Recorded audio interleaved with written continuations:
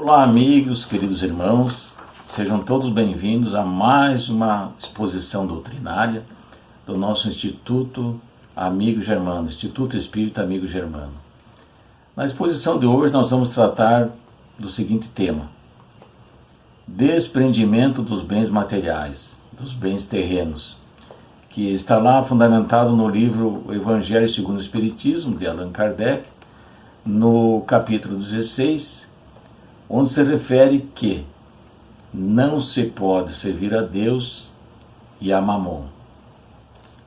Este tema também ele está fundamentado na Bíblia Sagrada, em Mateus capítulo 6, versículo 24, onde diz que ninguém pode servir a dois senhores, pois nesse caso odiará um e amará o outro. Mamon significa em hebraico o outro senhor, conforme podemos deduzir da Bíblia, seria o outro senhor. O Evangelho nos diz de forma bem clara que um dos maiores óbices, dos maiores entraves para a nossa evolução e adiantamento espiritual e moral, é o amor e o apego exagerados aos bens terrenos e materiais. Sendo que muitas vezes esse amor, esse apego, ele é maior do que o próprio amor ao próximo e ao próprio amor de si mesmo. Vejamos, agindo assim, nos tornamos desta forma escravos do próprio trabalho. Tem gente que não tem um único descanso, nem sequer no final de semana. E também do dinheiro, né? Porque desta forma estará destruindo assim a faculdade de amar. Por outro lado, é possível também que pelo trabalho, pela riqueza, também nos tornarmos dignos perante o nosso Criador. Agora basta que isso saibamos ser comedidos e fazemos bom uso desses bens, bom uso do dinheiro, né? Não podemos esquecer também que tudo promana de Deus. Tudo vem dele e para ele um dia vai retornar, né? Então, nada nos pertence na terra, nem sequer o nosso próprio corpo físico. Porque, por ocasião da morte, vamos nos despojar e nos livrar desse corpo físico e também de todos os bens materiais, de todos os bens terrenos, né? Não serão mais nossos. Na realidade, nós somos o quê? Somos depositários desses bens e não proprietários. Deus nos empresta uma condição. E também Ele nos confia. E a Ele temos que um dia restituir na condição de fiéis depositários, né? Ou seja, teremos que zelar para que estes bens, né, não sejam usados para outra finalidade que se destina, né? Deus sempre nos empresta esses bens numa condição. Portanto, quando somente em nosso proveito, usando daquilo que Deus nos confiou, ou fizermos um mau uso desses bens, seremos o quê? Seremos, nesse caso, depositários infiéis, né? E disso resultará consequências, certamente, pois teremos que prestar contas a Ele de todos os nossos atos e ações praticados nesse mundo. Então, aqueles que abusam, né, da superioridade da sua posição social, da sua riqueza, para oprimir ou para explorar o irmão mais fraco, né, em seu proveito próprio, certamente um dia terá que reparar esse erro, seja aqui ou em qualquer outro lugar. Isto é o que nos diz a espiritualidade. Lá na questão 806 do Livro dos Espíritos, está bem explícito lá. Quando o nosso único objetivo de vida, nesta experiência reencarnatória, é acumular riquezas, inclusive sob a alegação de que temos que deixar para os filhos a maior soma possível de bens, né, para que não caiam na miséria, os filhos tenham bens para sobreviverem, estaremos o quê? Praticando o orgulho e certamente a avareza. e dando desta forma um mau exemplo aos nossos filhos, exemplo de orgulho, né? E sempre é conveniente lembrar também que o maior e o melhor patrimônio a ser deixado aos nossos filhos, o que seria? São os valores morais, os exemplos, enfim, de ações de solidariedade e o que mais? E amor ao próximo. Estes são os verdadeiros bens materiais, aliás, bens que poderemos deixar aos nossos filhos.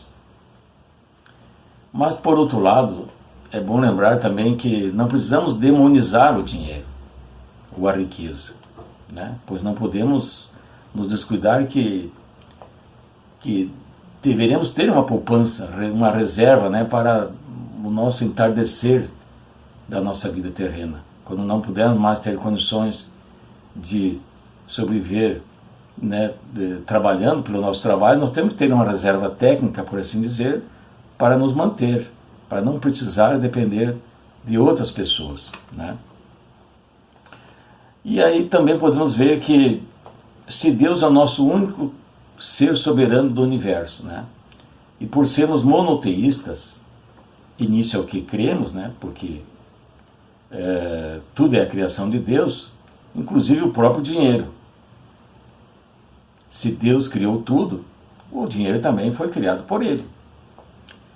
Servir a Mamon, no contexto do Evangelho, é escravizar-se pelo dinheiro, o que é bem diferente de utilizá-lo com assertiva, com critérios. Ou seja, utilizar-se dele também em benefício dos outros, e não somente em benefício próprio, né?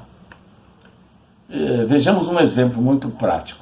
Um casal que acumula bens materiais e presta a melhor educação possível aos seus filhos, né? Cobre-os de amor, ensina-os a agir com ética, respeito para com os outros, né? E ainda se envolve na sua comunidade onde vive, né? No fomento em atividades culturais e de inclusão social. E com a sua própria atividade, eles proporcionam, com as suas atitudes, a geração de empregos e dignidade a outras pessoas. Certamente esse casal está fazendo com que o dinheiro seja bem usado e desta forma estão ajudando a sobrevivência de outras pessoas e inclusive ajudando a servir a Deus. Por outro lado, um casal que só acumula riquezas ensina a seus filhos que devem tirar proveito e vantagens de tudo e de todos, né? Dizendo-lhes que o mundo é dos espertos, que só sobrevivem e se destacam aqueles que assim procedem. O que eles estão fazendo? Dando um exemplo de egoísmo e um péssimo exemplo de, no caso, escravidão do dinheiro, né? E se porventura venhamos a perder o que já possuímos, perder o dinheiro, as riquezas, né, os bens terrenos, por efeito de muitas vezes de um revés que não estava previsto. Mas sempre temos que saber que tudo ocorre, nada ocorre, no caso, sem a vontade de Deus. Por isso que nós devemos aceitar os revés, com resignação, né? Não adianta só ficar murmurando, né, e se queixando. Temos que proceder, no caso, ao exemplo de Jó, que é uma passagem que está lá no Antigo Testamento, na Bíblia. E esse homem foi muito rico, tinha muitos bens, muitos animais, né, ovelhas, enfim. E daí, certa feita, ele perdeu todos esses bens, inclusive todos os seus filhos. E o que ele fez, né? Ele não se abalou.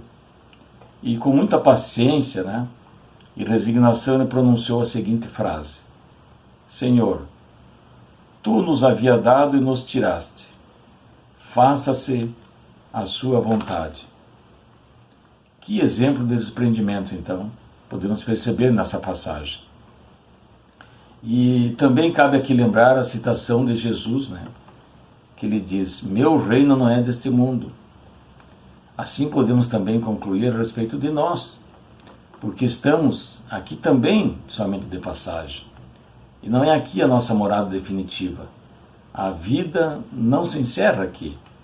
Então, o que adianta nós acumularmos riqueza se tudo um dia não vai nos pertencer mais? E finalizando, convém lembrarmos que cuidar também e zelar por aqueles bens materiais que nos foram confiados, que nós conquistamos com merecimento, né? E também é uma forma de servir a Deus, desde que não o esbanjemos, não usemos de certa forma para outros usos, a não ser para nos servir e servir aos outros, né? Também é uma forma de amar a Deus, né? E de respeitar as suas leis.